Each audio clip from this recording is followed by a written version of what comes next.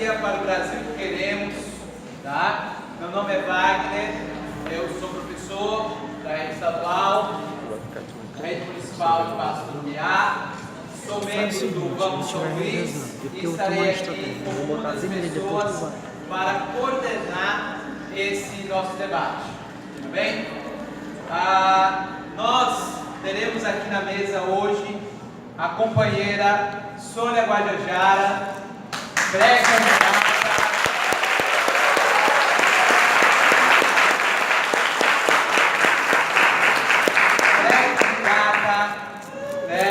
do PSOL aí no cargo de vice, junto com o Guilherme Boulos, para compor essa chapa aí, rumo à candidatura à presidência pelo PSOL. Temos também o companheiro Marcos Saldanha,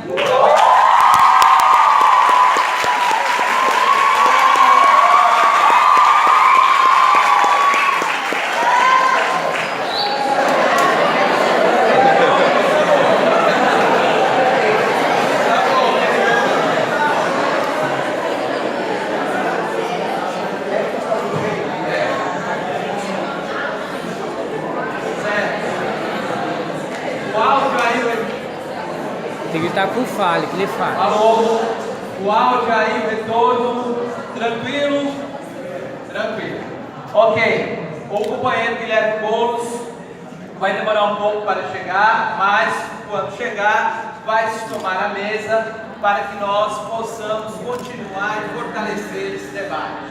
Companheiro, só justificar, o companheiro Guilherme Boulos está numa agenda de entrevistas, agora nos meios de comunicação, já passou pela Rádio Universitária da UFMA, passou também pela Rádio Educadora, passou também aí pela Rádio Chumbira, e nós vamos tocando, e quando ele chegar aqui, se for um debate, e vai contribuir conosco também nesse debate sobre democracia, e vamos sem medo de mudar o Brasil. Vamos lá, gente!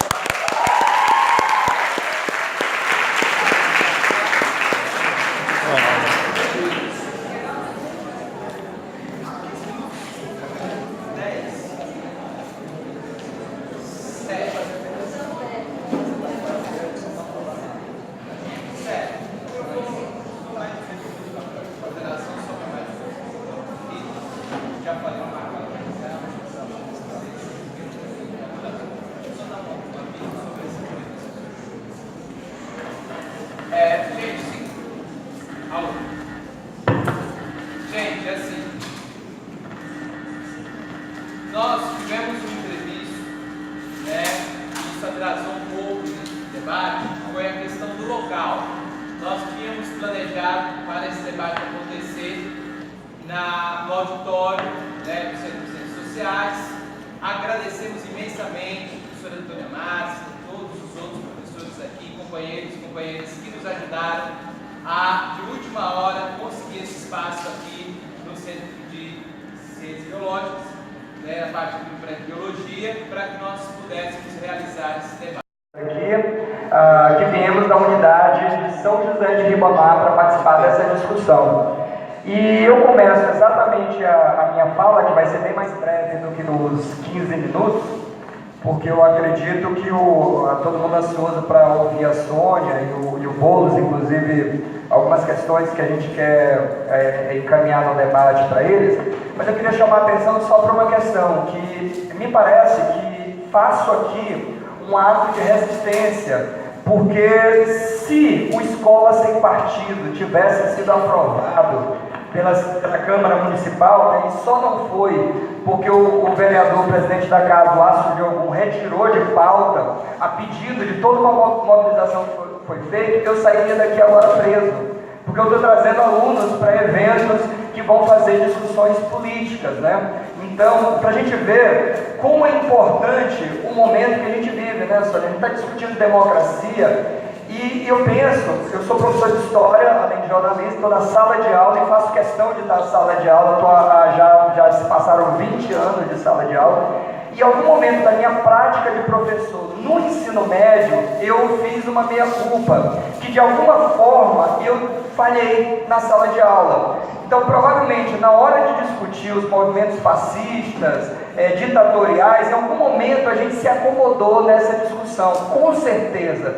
Porque se nós todos, professores de história, não tivéssemos acomodado, quando tratamos o Hitler talvez como um louco, e não como um cara, ou como uma ideia contextualizada, possível de ser novamente, né, colocada em prática, hoje nós não teríamos os bolsominions aí na praça, né? Então, assim, eu puxo de verdade, e é uma coisa que eu faço, eu puxo a responsabilidade. Eu acho que não dá para você ficar só apontando. Eu, como professor de história, tenho um papel fundamental na sala de aula e não abro mão desse direito de politizar, de discutir, né? Não se trata de pedir voto. E eu acho que os meus alunos que vieram, 59 alunos acompanhados mais dos professores, eu, a professora Cris e a professora Beth, eu acho que aqui todo mundo está consciente que nós não viemos pedir voto, mas nós viemos conhecer e discutir sobre tudo. Esses alunos não vieram só para ouvir, eles também têm questões,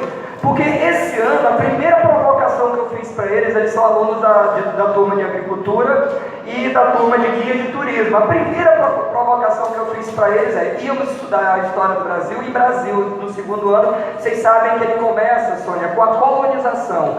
O livro deles, inclusive, que eu não pedi para não entregar o livro deles, por sinal eu estou tentando trocar, as primeiras aulas deles seriam de colonização, ou seja, eles teriam a primeira aula de história com a questão do colonizador. No máximo ia falar sobre a questão do conflito com o indígena, mas o livro deles ignora completamente 100 mil anos de história de ocupação da América com os paleoíndios, e ignora toda a diversidade indígena que existe, cultural. E aí, se não for bem formado, eu tenho certeza que a professora Beth, que é a coordenadora, tem essa preocupação, ele usa aquilo como uma alegoria, né? Ele quer vender um pacote e vai vender um pacote indígena como partido. Nós, professores, teríamos que abrir mão das discussões religiosas, de gênero, as questões sociais, porque isso seria, em primeiro lugar, o papel da família. No entanto, quando o aluno é carente de uma série de coisas, aí nós somos chamados, porque eles dizem, não, o professor é psicólogo, o professor é meu pai, mas para a questão, a gente não pode entrar na discussão. Então, eu queria reafirmar esse posicionamento que eu tenho, que acho que todos temos que ter, de resistência, porque o projeto ele não está morto, não foi arquivado, ele foi apenas tirado de pauta. O Astro Diogo apenas tirou de pauta o projeto, e só tirou porque teve um movimento lá em frente à Câmara Municipal, foi feito um barulho muito grande em relação a isso. O que eu quero chamar a atenção para finalizar?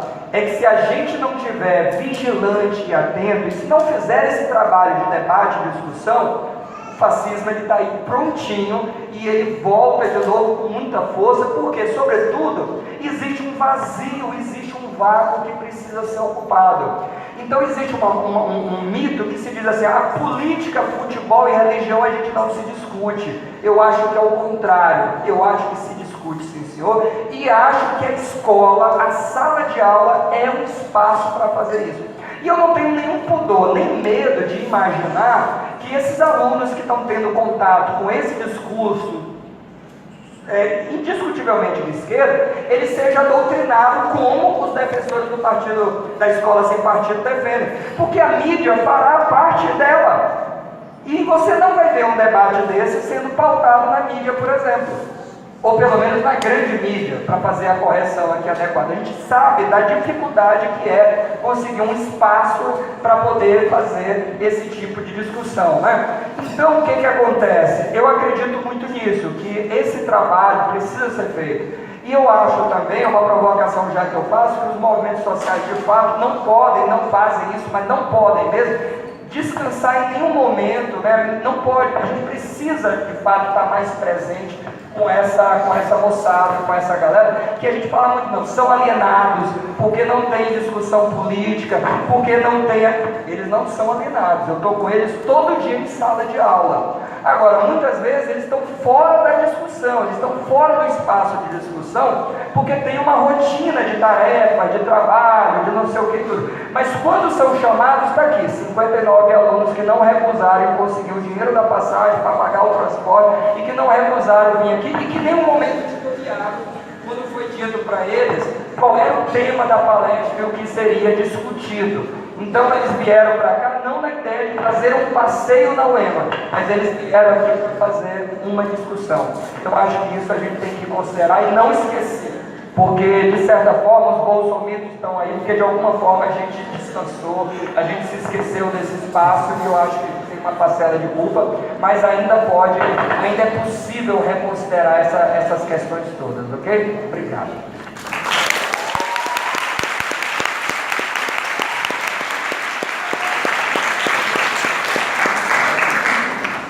Agradecer a fala do professor Marcos Saldanha.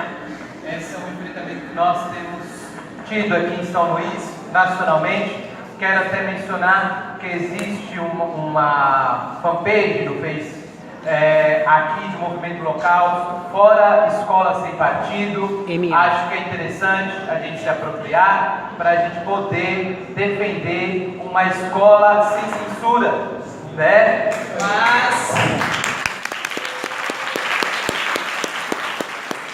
Mas não uma escola a serviço do nazifascismo.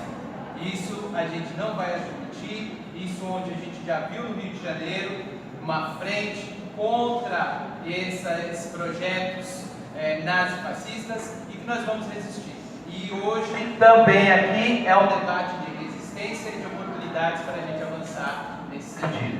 Tá bom? Então agradeço mais uma vez a fala do professor Marcos Saldanha, que passa aqui com muito orgulho para a companheira Sônia Gojejara, indígena, mulher maranhense.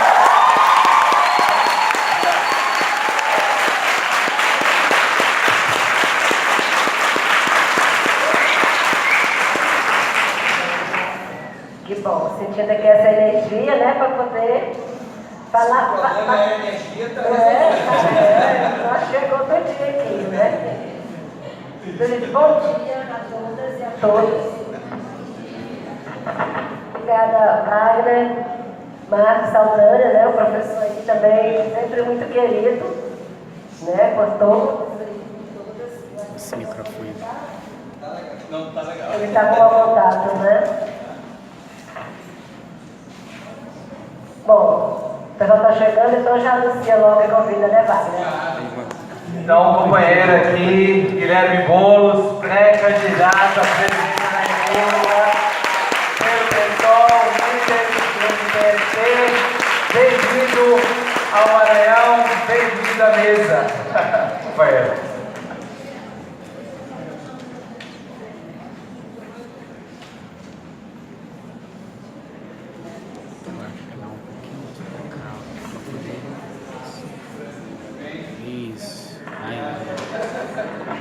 Companheiro Franklin também, aqui do movimento, né? Também, pessoal. Queria anunciar também o companheiro Dívio, pré-candidato ali ao governo também para o pessoal. Com boa mesa também. E deixar a fala com a Sônia Gojejara.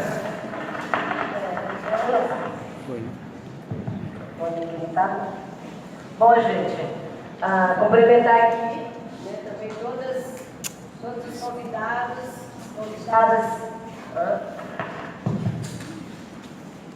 que atenderam esse convite, né, de estar aqui nessa manhã. Tem alguns companheiros e companheiras aí do PSOL, né, estudantes também de outras escolas, né, aqui da UEMA, né, vários outros que não são mais estudantes, mas que estão colaborando, né, e contribuindo aqui com a realização dessa agenda. A gente está vindo já de Açailândia, Imperatriz, né, a gente está começando essa rodada no Nordeste, né, aqui pelo Maranhão, E hoje temos aí, né, a gente já está desde cedo aí nessa intensidade, né, de entrevistas, né, claro, mais rádios alternativas, como o Marcos já falou aqui, sobre essa questão da imprensa. A gente não espera muito, né, dessa imprensa tradicional de dar oportunidade da gente poder trazer esse debate. Mas agradecer muito, né, a todos vocês que vieram, porque é importante, não a gente estar aqui para discursar, mas a gente está aqui junto com vocês para conversar, né, para dialogar, porque é assim que a gente está, né, utilizando essa nossa dinâmica, de estar construindo junto, né, de estar dialogando, né, para poder a gente fortalecer e ampliar a plataforma que já vem sendo construída a partir do Vamos, né, que foi uma iniciativa que foi lançada aí, e tivemos 54 encontros em todo o Brasil, e que teve aberta aí na internet para contribuição de quem não pôde estar no debate presencial, e que a partir do que a gente acumulou, nós vamos agora, né, dar um ponto de partida para ampliar ainda mais essa participação das pessoas, né, nesse programa, né, que a gente quer apresentar. Então, gente, né, falar aqui com vocês hoje sobre o Brasil, democracia, o Brasil que queremos, né, direitos humanos, que não está fora disso. Quero só lembrar aqui os 70 anos da Declaração Universal dos Direitos Humanos, né, e como que está hoje essa declaração, como que ela está chegando para a gente, como que nós, né, cidadãos, cidadãs, estamos sendo atendidos por essa declaração. Lembrar também que os 30 anos da Constituição Federal, né, que é a nossa carta maior do país, e aí ressaltar que cada um desses instrumentos legais, eles foram construídos a partir também do término de um momento difícil, né? A Declaração Universal dos Direitos Humanos, ela foi construída a partir da sociedade civil organizada depois da Segunda Guerra Mundial, né, um processo muito violento, e a Constituição Federal, que foi construída após aí um período difícil também, violento, né, da ditadura militar, né? E aí agora nós estamos nesse outro momento aqui no Brasil, pós-Constituição Federal já, né, pós 30 anos, estamos vivendo um golpe, né? Um golpe que aconteceu aí na nossa cara, no nosso nariz, e nós, enquanto povo, a gente não conseguiu impedir, né? Por mais que teve toda essa movimentação, né, da nossa parte, né, que estamos aí o tempo todo fazendo essa luta por justiça, por direitos humanos, a gente começou já a dizer isso, era golpe, né, mas a gente não conseguiu barrar. E aí agora a gente está no momento da operacionalização desse golpe. A segunda parte, talvez. Primeiro foi dar o golpe e agora o pagamento das contas, né? E o pagamento da conta desse golpe está sendo feito a partir de quê? A partir da negociação, né, dos acordos feitos aí por meio dos nossos direitos, por meio de direitos conquistados. E com isso, né, daí regredindo os direitos humanos conquistados e se retrocedendo também aí direitos conquistados da Constituição Federal. Né? E se a gente já vinha nesse processo aí, né, acelerado de perda de direito, agora, né, esse passo aumentou muito mais rápido. E nesses últimos 2 anos nós estamos vendo aí esses direitos sendo, né, minados, sendo limados, sendo violados. E mais do que isso, nós estamos vendo a Constituição Federal aí sendo rasgada, né? E ela está acontecendo como? A partir dessas alianças, né, entre poder político e o poder econômico, que junta aí os 3 poderes da União, né? Então esse acordo político, esse poder político, esse poder econômico está presente ali no Poder Legislativo, né, que é o Congresso Nacional, ali os deputados, Poder Executivo, né, toda ali a presidência e seus ministérios, e também o Poder Judiciário. A gente, por muito tempo, contou muito com o respeito, né, e com a coerência do Judiciário. Hoje, a gente não pode mais contar que aquele que está ali, que seria para defender os direitos, também está fazendo parte ali da negociação, né, entrando já nesse jogo aí, e também está negando direitos. E aí, como se não bastasse os três poderes juntos, nós temos também aí o setor empresarial, né, o setor do agronegócio, e temos ainda a imprensa, que está ali junto para poder fortalecer essa aliança, esse jogo que está aí. E aí fica quem?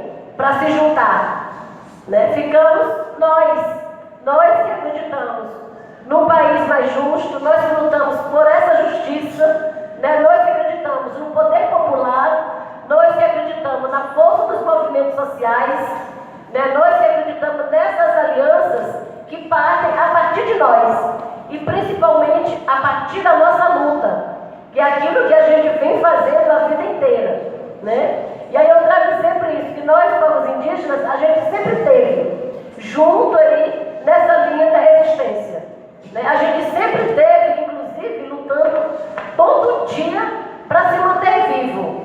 A gente luta todo dia para ser reconhecido enquanto indígena, né? A gente luta todo dia para que as pessoas saibam que nós somos povos indígenas e não índios, como muitos insistem ainda em chamar, né? Então, hoje é inadmissível que a gente ainda perceba, né, que o Brasil, sendo um país originariamente indígena, a gente ainda é desconhecido. Marcos Sodré, professor de História, sabe muito bem como, né, que na escola, nas universidades, a nossa presença ainda é muito invisibilizada, né? E como se não basta só na escola, na própria rua, né? Ainda nós somos muito invisibilizados. Então hoje também, muita gente questiona até, né, diz, nossa, mas a Sônia Guajajara está pré-candidata, né, a uma chapa presidencial, a presidência da República, mas isso é verdade? Né? Porque as pessoas foram o tempo todo ensinadas a não acreditar na existência ainda da presença de indígenas no Brasil, ou foram ensinados também de que a gente é incapaz de exercer qualquer função que seja fora da sua terra. Então, a sociedade como um todo ainda prefere acreditar nisso. Prefere acreditar, por exemplo, no Estatuto do Índio, que foi escrito em 1974, que realmente tinha ali o poder da tutela, que a gente não podia responder por nós mesmos, né? Só que a Constituição de 88, ela superou isso, superou o Estatuto do Índio, né? E a gente passou a ser reconhecido enquanto povos indígenas e fomos também reconhecidos como povos que têm as suas formas de organização social própria. E que essas formas de organização, elas precisam ser respeitadas. A Constituição reconhece também, né, o direito dos povos indígenas sobre os territórios, né, que tradicionalmente ocupam. Reconhece também uma educação diferenciada para os povos indígenas, né, entendendo a necessidade de que a gente tem que ter uma educação bilíngue, uma educação multilíngue, porque o português não é a nossa língua original. Cada povo tem a sua língua materna, né? E mesmo assim, né, o Brasil tendo 305 povos indígenas diferentes, que falamos 274 línguas, a língua oficial do Brasil ainda é o português, ou é somente o português, que é uma língua que foi uma língua trazida pela Europa e que durante todo esse período colonial, né, o colonialismo forte ali fez firmar uma língua trazida de fora. E as línguas que aqui existiam, elas nem sequer foram ou são conhecidas até hoje, né? Então a gente conseguiu que a Constituição escrevesse isso também, que pelo menos as nossas escolas, elas têm que trabalhar, né, a escola, né, por meio aí do bilíngue ou multilíngue, para que a gente não possa deixar de falar nossas línguas, né? Temos também aí escrito o direito a uma saúde de qualidade, uma saúde diferenciada.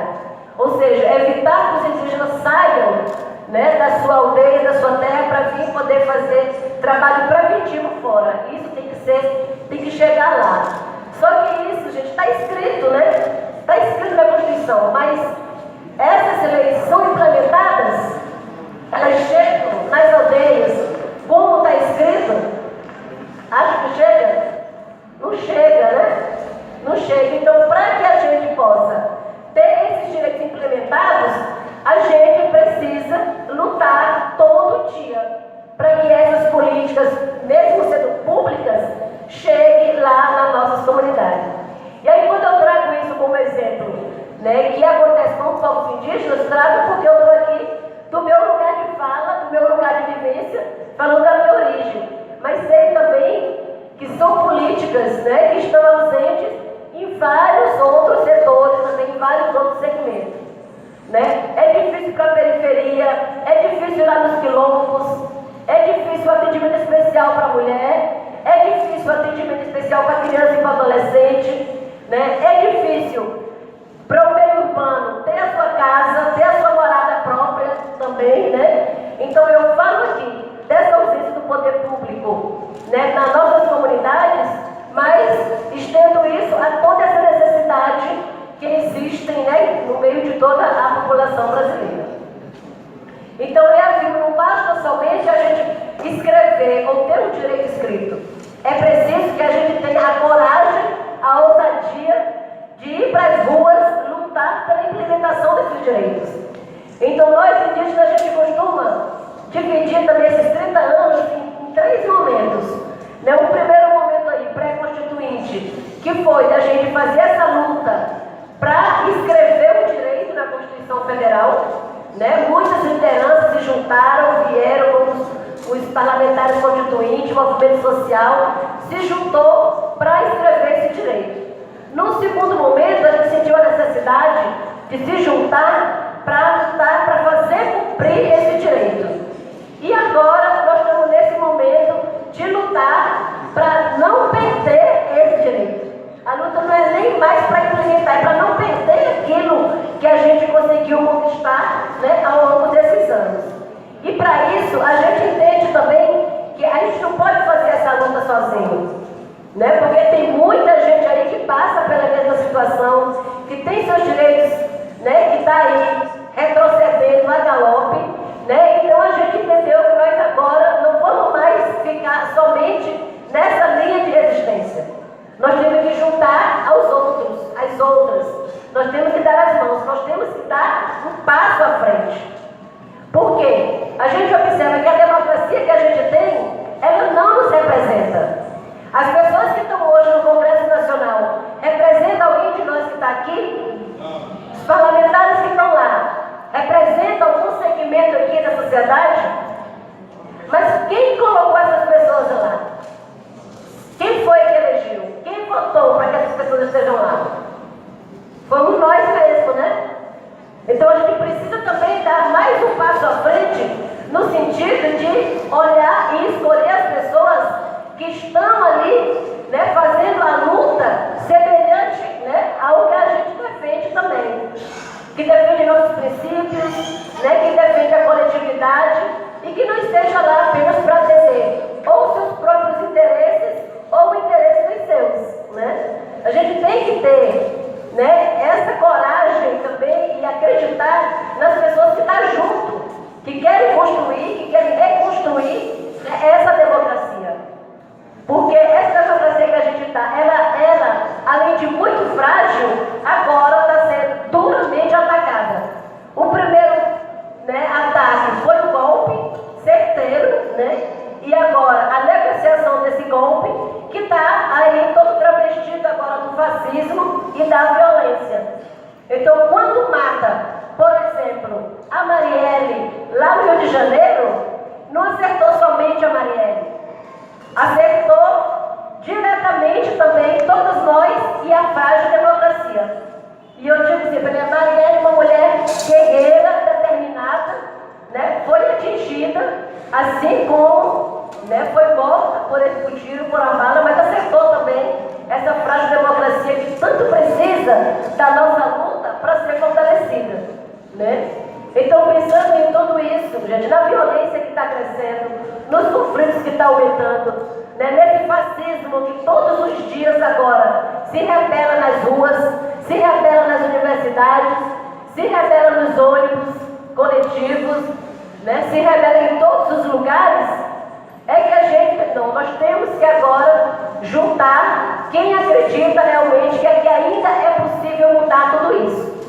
Então construímos essa aliança aqui, o movimento indígena, o MTST, que é o Movimento Trabalhadores e Trabalhadoras Sem Teto, né, que é liderada por Guilherme Boulos, que está aqui, né, junto com a gente também como pré-candidato pelo PSOL à presidência da República, e a gente está compondo essa chapa junto. Né? Eu que venho do movimento indígena, ele que vem, né, que é uma luta do campo, ele que vem de uma luta, né, por moradia digna, né, na cidade, e a gente se juntou com vários outros movimentos, a exemplo da Lídia Níger, que está aqui também, né, que faz essa discussão política e faz também aí toda essa luta para democratizar os meios de comunicação. Ou seja, traz uma alternativa para que vocês conheçam, para que vocês vejam, né, os fatos como eles são.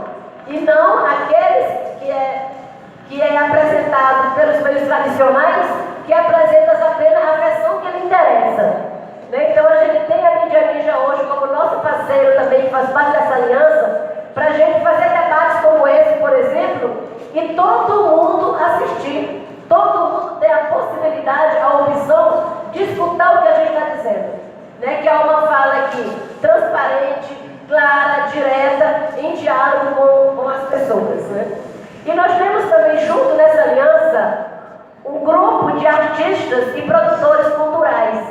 Né? Tem o 342 Artes, que é composto aí por intelectuais, atrizes, cantores, que está junto nessa aliança aí com a gente, porque todo mundo cansou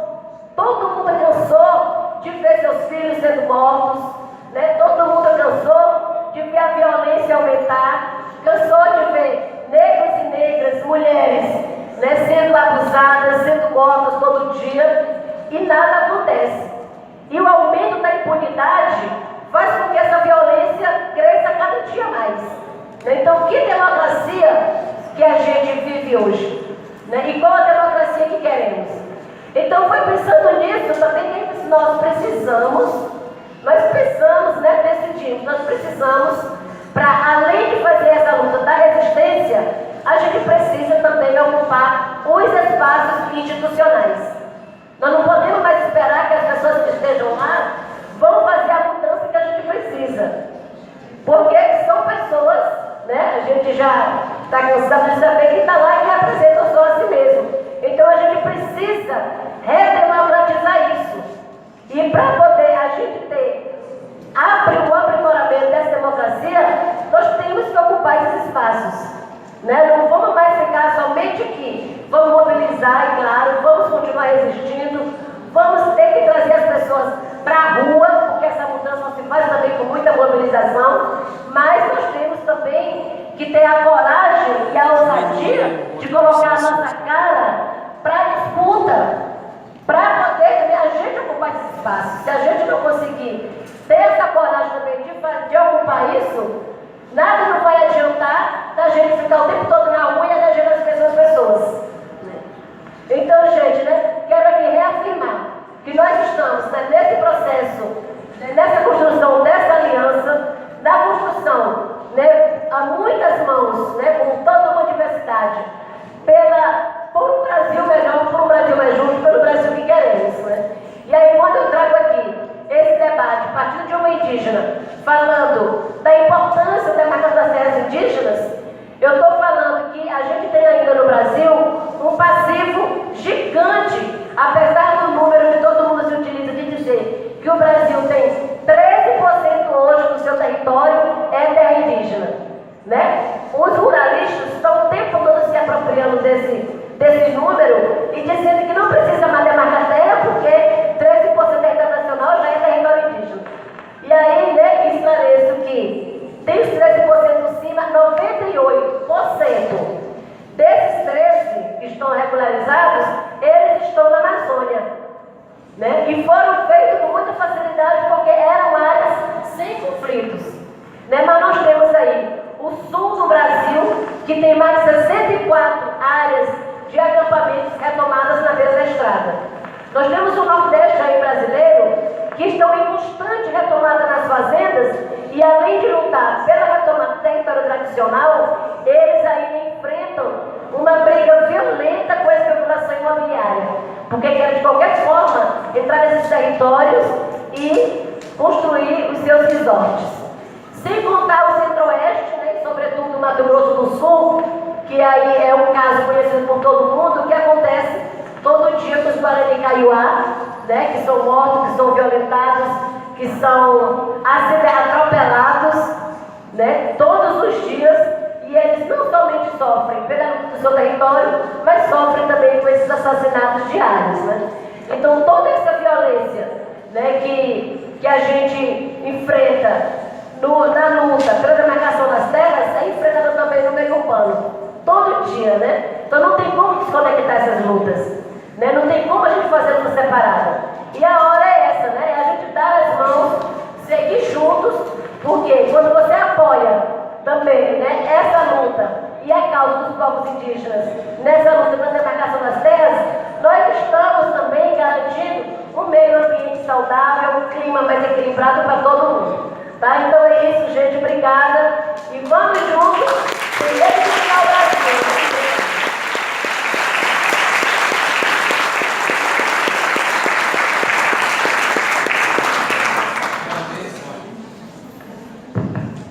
Agradeço a fala da companheira Sônia Guajajara, um depoimento, um testemunho de quanto nós precisamos avançar aqui no Maranhão, no Brasil, na conquista dos direitos daqueles que têm sofrido historicamente no Brasil.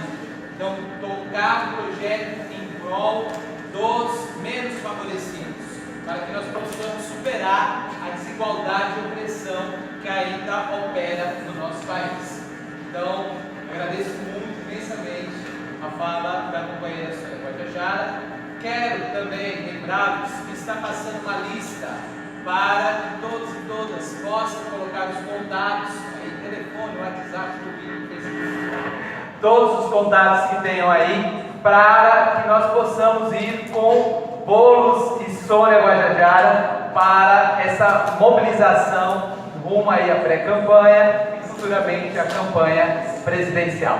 Tudo bem? Então, para receber notícias e para que todos fiquemos aí inteirados de todas essas mobilizações e informações.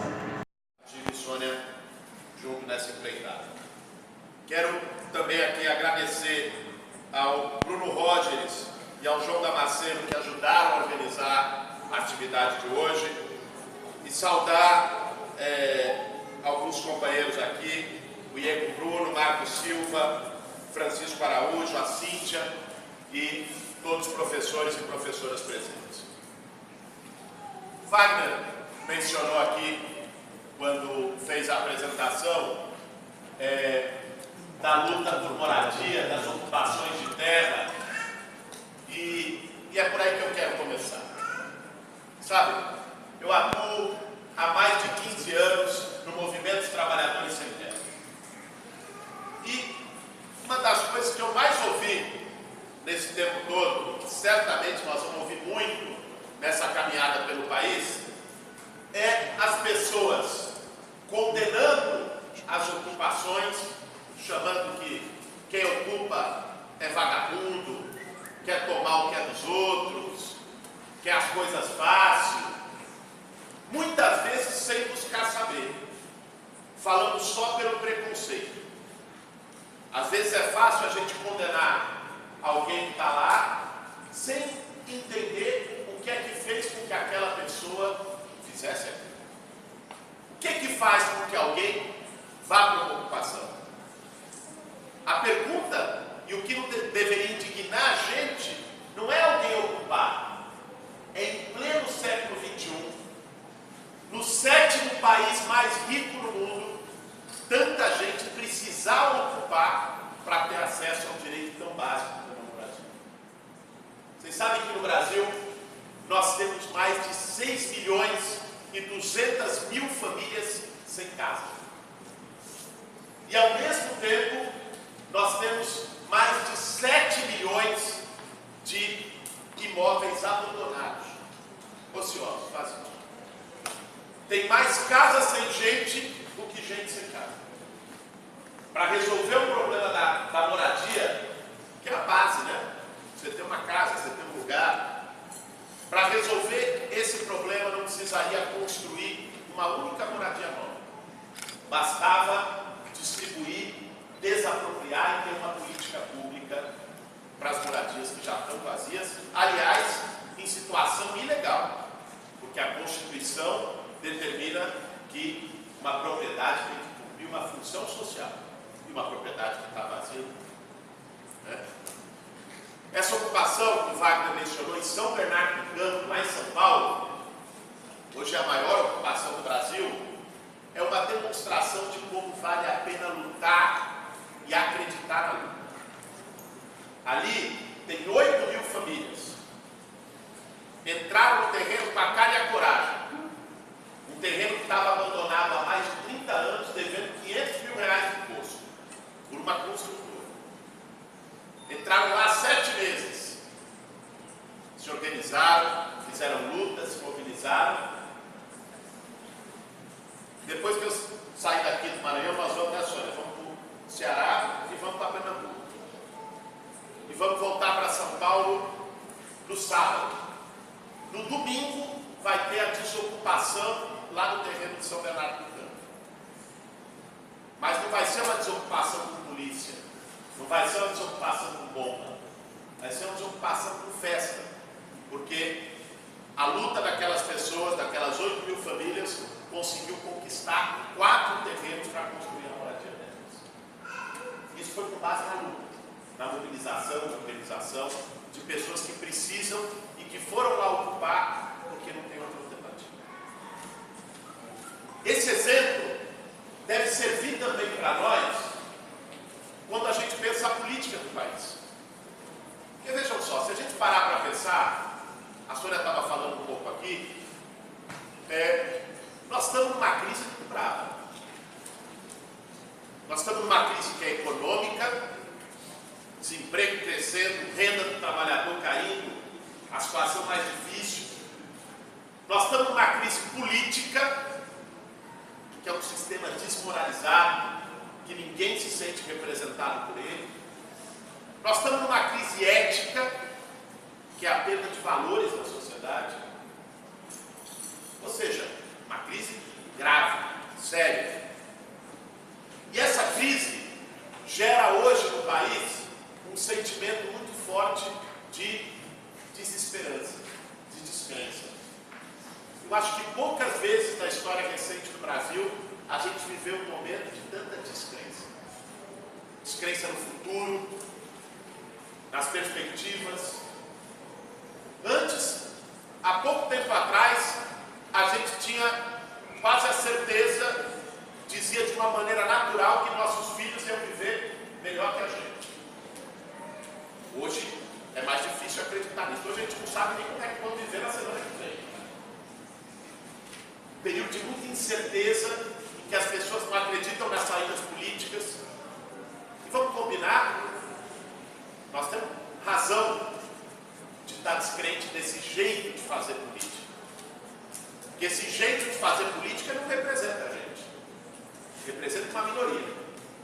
De banqueiro, de grande empresário, que sequestra o Estado, o poder público, o orçamento público para os seus próprios interesses. O problema não é que as pessoas estejam insatisfeitas. O problema é que, às vezes, isso não tem aberto novos horizontes para nós. E muita gente está com dificuldade de acreditar em qualquer mudança. Crises como que a gente está vivendo hoje, não é a primeira na história. Já tiveram várias assim. Sempre abre 2 alternativas. Você pode, diante de uma crise, ter medo, e você pode, diante de uma crise, ter esperança. A alternativa do medo é quando a gente se sente muito inseguro, quando a gente não vê perspectiva de amanhã, e a gente acaba caindo num discurso fácil, que é o discurso do ódio, é o discurso da intolerância, é um discurso que a gente tem que se armar, de que o inimigo está do lado. Um discurso que joga, não é, entre nós uns contra os outros. Esse discurso do medo faz com que algumas pessoas acreditem em soluções como o salvador da pátria. Vai vir alguém gritando alto, batendo na mesa para botar ordem na casa. Né? E tem vários candidatos a salvador da pátria por aí, né? Um pior que o outro. Mas esse não é o único caminho. Diante de um momento grave, a gente também pode apostar numa outra saída, que é a da esperança. Que é da gente se dedicar a reconstruir um projeto de futuro. Da gente tomar a nossa história nas nossas mãos e escrever a própria história. Não ficar esperando que alguém venha nos salvar, mas assumir a nossa responsabilidade. Ocupando espaços que estavam fechados para nós. Ousando debater, discutir, apontar o dedo, quando muitas vezes prevalece no nosso entorno. Foi essa questão e esse desafio que fez com que eu e a Sônia assumíssemos a tarefa que a gente está assumindo hoje, de rodar esse país para discutir um projeto de futuro, para pensar um projeto. E não é um projeto para as eleições, não é um projeto que termine em outubro desse ano, porque a vida vai continuar depois de outubro desse ano, independente de quem ganha as eleições. E os nossos problemas não vão estar resolvidos no outubro desse ano, independente de quem ganha as eleições. É um projeto de mobilização da sociedade, de mobilização das pessoas, de mobilização de sonhos, para que a gente possa voltar a acreditar no futuro que seja nosso. E para isso, para debater isso de uma maneira mais consistente, mais concreta, a gente tem, onde a gente tem passado, colocado 3 compromissos fundamentais, que a gente acha importante todo mundo refletir, pensar sobre eles, porque são compromissos de um projeto de Brasil para as maiorias, não para o 1%. Esse 1% mais rico, que há mais de 500 anos manda nesse país, está na hora da gente começar a botar isso em questão e apresentar propostas, debates, para a gente levar adiante no país todo do Brasil que a gente quer. Então, rapidamente, eu vou apresentar para vocês esses 3 compromissos que para nós são fundamental e é o que faz com que essa empreitada e essa caminhada faça sentido. O primeiro é que nós precisamos, se de fato a gente quer mudar o Brasil, tirar o país desse atoleiro que está, nós precisamos acreditar e apostar na participação popular, na democracia, mas na democracia de verdade. Democracia não é apenas ir lá, apertar um botão a cada 4 anos e depois não decidir mais nada. Senão fica igual aquele programa do Big Brother na televisão, que você vota lá em quem sai da casa, quem entra na casa, mas não vota em nada do que acontece dentro da casa. Política, numa democracia vazia, é igual a isso. Você escolhe quem entra e quem sai, mas não decide o que faz ou nada. Isso não é democracia. Democracia não é um cheque branco, que você vota lá e a pessoa faz o que quer, e se você não gostou, você tem que esperar 4 anos para mudar.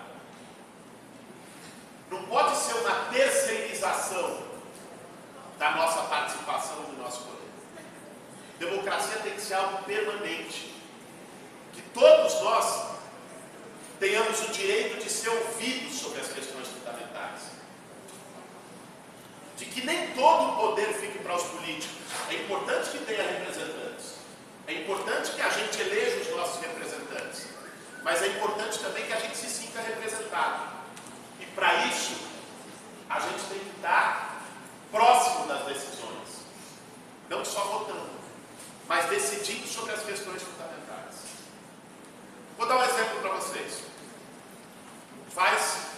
Agora, nesses últimos 2 anos do golpe parlamentar que teve no Brasil, que votou o Temer, que é um cara que nunca teve voto, quase não se elegeu para deputado federal, na última vez que tentou, virou presidente da República. Né?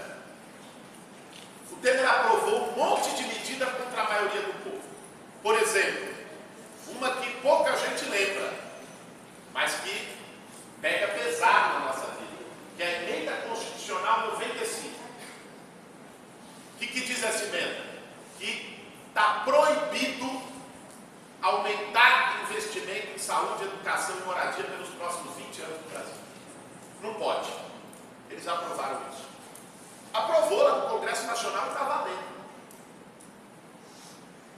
Vocês acham que se em vez do Congresso só votar isso, fosse submetido a um plebiscito para o povo decidir se quer isso ou não, isso seria aprovado? Não. A reforma trabalhista, que acabou com um monte de direito, seria aprovado? Não. Qualquer pesquisa mostra que a maioria do povo rejeita essas medidas. Mas eles têm medo da vontade popular. E o que nós temos que defender é exatamente de que o povo entre no tabuleiro da política. Enquanto o poder estiver distante das pessoas, vai permanecer esse abismo entre Brasília e o Brasil real. Então, nós temos que defender uma democracia de verdade, com participação. E essa, inclusive, é a melhor forma de acabar com a corrupção no país. Uma reforma política profunda.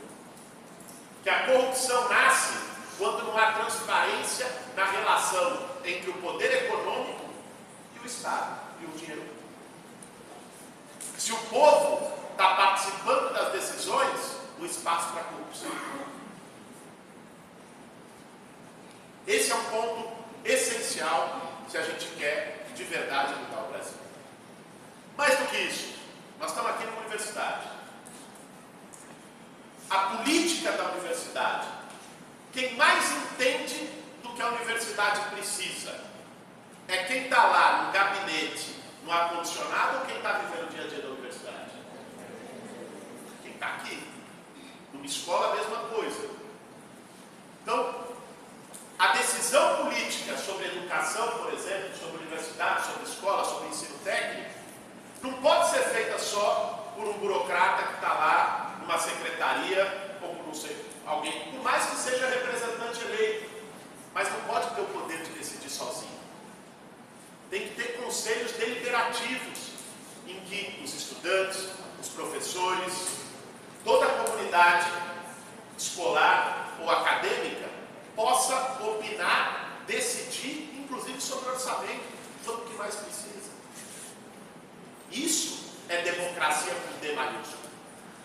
Isso combate a lógica da política como balcão de negócio, que fica sempre refém de negociação de troca-troca com o Congresso e com o Parlamento. Então, para nós, para o debate que nós estamos construindo pelo país, esse é um ponto essencial. É um primeiro ponto. Se a gente quer fazer política de outro jeito, só compensa entrar numa discussão como essa e numa empreitada como essa, se a gente quiser fazer de outro jeito. Porque para fazer do mesmo jeito já tem um monte aí. Então, se a gente quer fazer, levando aquilo que a gente aprendeu nas lutas, nas ruas, no movimento social, nós temos que ter esse compromisso com a participação e com a ampliação da democracia. A começar por um plebiscito no dia 1º de janeiro de 2019, para que o povo decida se quer manter ou se quer revogar as medidas tomadas por esse governo.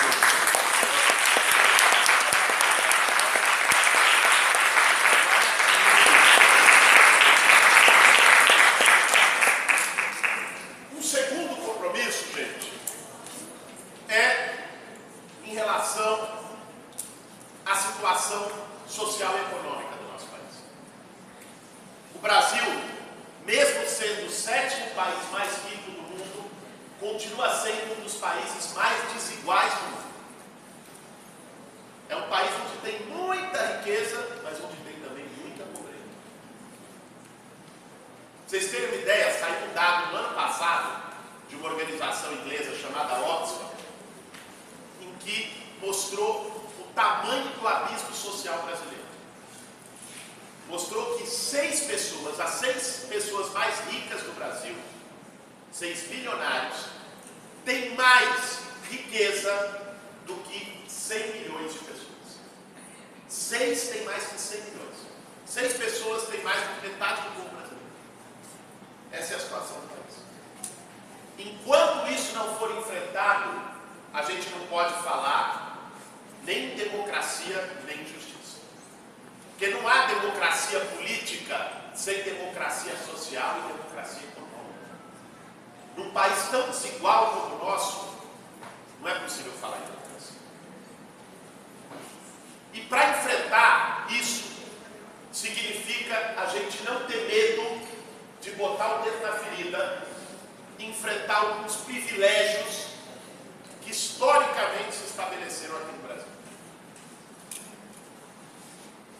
A classe mais rica se acostumou a ter todo tipo de privilégio, a viver às custas da sociedade e, ao mesmo tempo, não pagar nada. O Estado no Brasil é como se fosse o Robin Hood, só que ao contrário. Ele tira dos mais pobres da classe média por um sistema de impostos em que quem paga e quem sustenta o Estado são os pobres e a classe média. E dá para os ricos, que praticamente não pagam imposto, por meio de taxas de juros absurdas sobre a dívida pública que vai para os ricos. É assim que gira a roda no Brasil.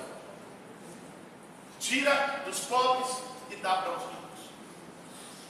E uma forma que mantém essa desigualdade, o mecanismo que mantém essa desigualdade, é o sistema tributário. O que é o sistema tributário? É a forma como o país decide financiar o governo do Estado e financiar as políticas. Como cobra imposto. E aí, o sistema tributário do Brasil é um dos mais injustos do planeta. Vou dar alguns exemplos para vocês.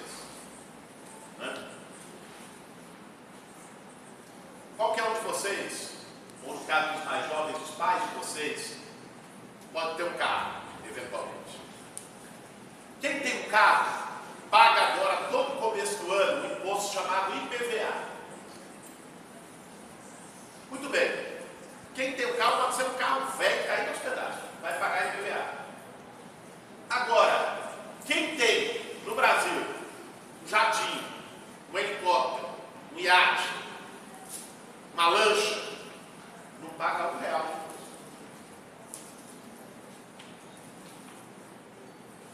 Vocês acham justo isso? Não. Pois é, não para por aí. Quase todos os países do mundo têm um imposto chamado tributação sobre lucros e dividendos, que é o imposto que, quando uma empresa tem lá, ela arrecada, no final do ano ela vai lá e distribui os lucros dela para os acionistas, que são os donos, passa os lucros para os donos. Em quase toda parte que tem essa passagem de lucro, tem um imposto para cobrar. No Brasil não se cobra nada disso. É estimado que, se cobrasse imposto sobre lucro e dividendo, poderia chegar a arrecadação a 100 bilhões de reais por ano. Sabe quantas vagas na universidade pública se criaria com 100 bilhões de reais por ano? 2 milhões de vagas. A estimativa é que com 50 bilhões de reais se cria e se mantém 1 milhão de vagas. Com 100 bilhões se criaria 2 milhões de vagas. Seriam 2 milhões de jovens a mais na universidade se rico pagasse imposto no Brasil. Ou seja, depois quando dizem que falta dinheiro para posto de saúde, para remédio, para médico, para escola, para creche, a gente tem que entender por quê. Falta porque não estão pegando no lugar certo. Dinheiro não falta. O problema é que ele está mal distribuído. quem acaba pagando de verdade a carga tributária e o imposto no Brasil é o povo trabalhador. Porque a cada coisa que qualquer um de nós compre, em qualquer lugar, está embutido imposto sobre consumo, que é o imposto mais injusto. Porque o imposto injusto é aquele que o pobre paga a mesma coisa que o rico, né? A classe média paga a mesma coisa, ou melhor, em alguns casos, paga mais. 51% de toda a arrecadação de imposto no Brasil é sobre consumo e menos de 20% sobre a renda. Sem contar o fato de que rico, além de tudo isso, sonega imposto, né?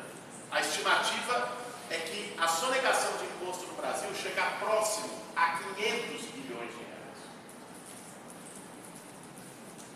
Daria para melhorar o país em todas as áreas. Não paga e não acontece nada, pelo contrário, depois renegociam, aprovam uma lei, eles têm a bancada deles lá no Congresso, aprovam um refis, que eles chamam, e renegociam. Teve um que aprovou no final do ano passado, foi um escândalo.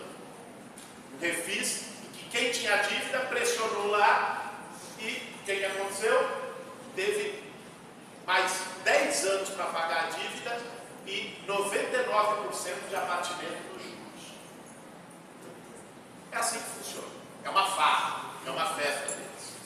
Enquanto a gente não mexer com isso, o nosso país vai continuar carregando a mancha e a vergonha de ser um dos países mais desiguais. Por isso nós precisamos fazer reforma tributária, por isso nós precisamos enfrentar os bancos que fazem do jeito que querem, né? Vou dar um último exemplo para vocês sobre isso. Banco Santander é um banco espanhol, mas é um dos maiores bancos com atuação no Brasil. Olha como é que eles entendem o nosso país. Tem uma linha de cheque especial do Santander, que aqui no Brasil o juros sobre o cheque especial, que é quando você fica negativo na conta e tem que pagar, os juros é de 140% ao ano. Para essa mesma linha, na Espanha, o juro é zero. O mesmo banco cobra zero lá e 140%. Essa é a farra, né? Eles fazem o que querem, não tem regulação e não tem controle público para garantir os interesses da maioria dos brasileiros. Esse debate precisa ser travado sem medo. E não foi travado muitas vezes até aqui, porque tem uma coisa chamada rabo preso, que é quando alguém, para se eleger, recebe dinheiro de grande empresa e de banco, e depois, quando está lá, tem que defender o interesse deles. Qualquer campanha eleitoral que seja comprometida com a maioria do povo brasileiro tem que assumir um compromisso de não receber R$1 de qualquer grande empresa, de qualquer banco. Porque é aí que começa o problema. Né? Se recebeu, depois está comprometido. Por último, um terceiro compromisso de debate que a gente tem feito é em relação à defesa dos direitos humanos, a enfrentar essa ofensiva conservadora de intolerância e de ódio na sociedade brasileira. E de colocar alguns temas que às vezes são tratados como tabu, que não colocam, principalmente nas eleições, porque as pessoas acham que colocar perde voto. Mas esses temas são exatamente os temas que a gente precisa colocar se a gente quer fazer política de outro jeito e apresentar um projeto para mudar o Brasil. Colocar, por exemplo, a questão indígena, representada aqui pela Sônia. São povos que têm sido brutalmente agredidos e oprimidos nos últimos 500 anos no Brasil, violentados, e que hoje sequer têm o direito às suas próprias terras. A luta pela demarcação, que aliás está na Constituição brasileira como assegurado, é uma luta básica, histórica, muito legítima, mas que os grandes poderosos do agronegócio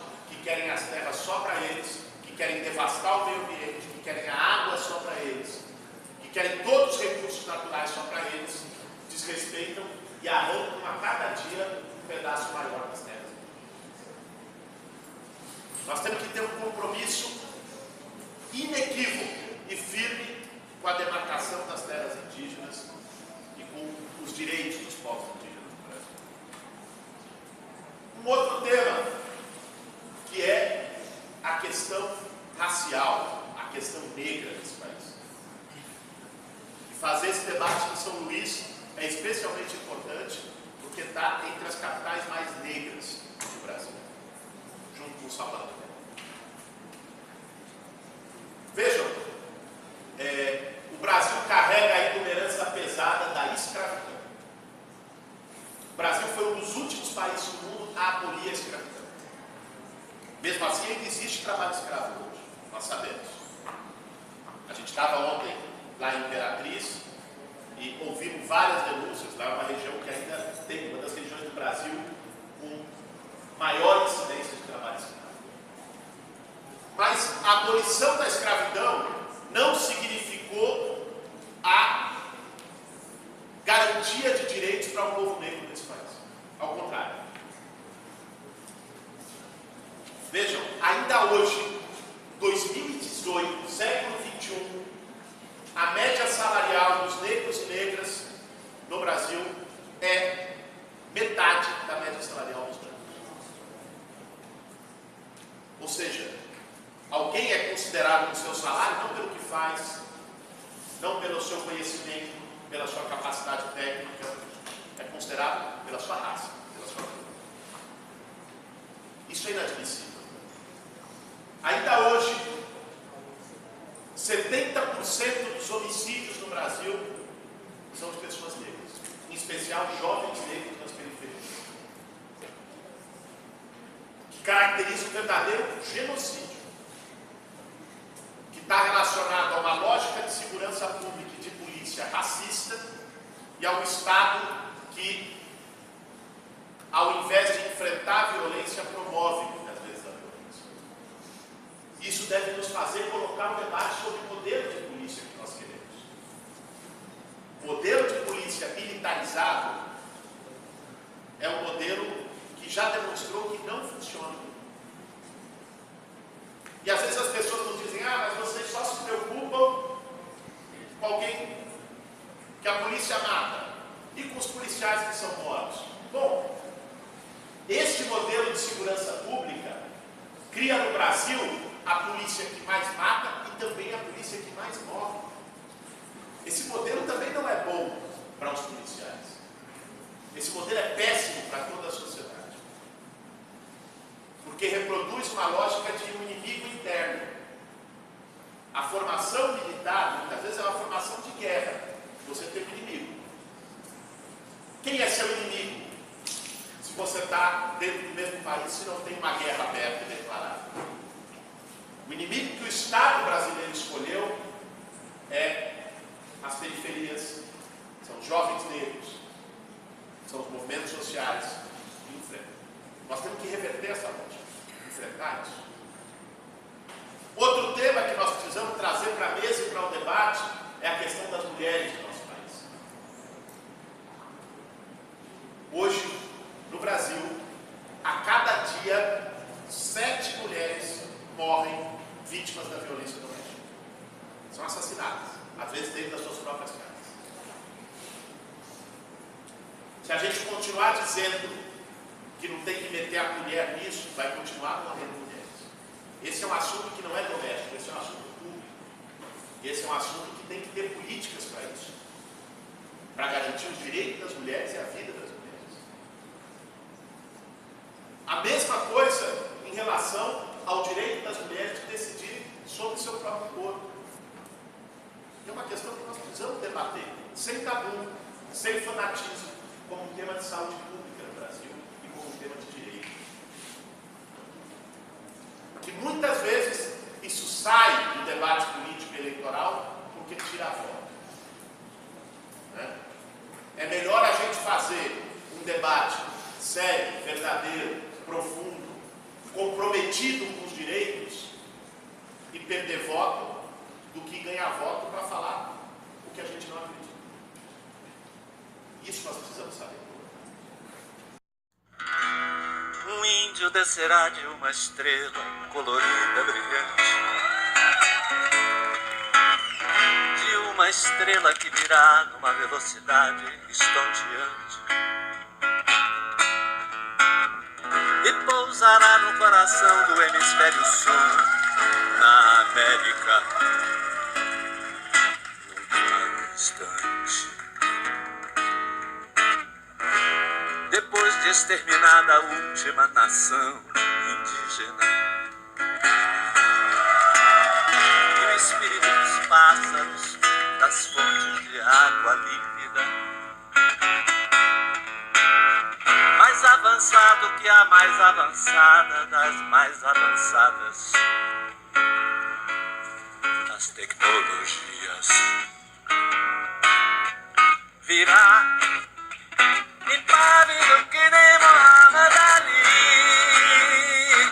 dirá que eu vi, tranquilo e infalível como Bruce Lee, dirá que eu vi, apaixonadamente como Penny, dirá que eu vi, o afrochefe dos de Gandhi, virá um índio preservado em pleno corpo físico, em todo sólido, todo gás e todo líquido, em átomos, palavras, alma, cor, em gesto, em cheiro, em sombra, em luz, em som magnífico, num ponto equidistante entre o Atlântico e o Pacífico. No objeto sim resplandecente descerá o índio, e as coisas que eu sei que ele dirá, fará, não sei dizer assim de um modo explícito, virá impávido que nem Muhammad Ali,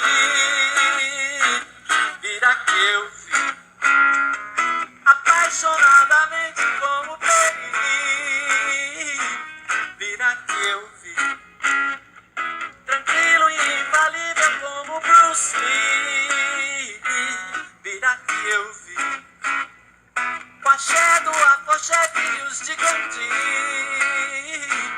virá.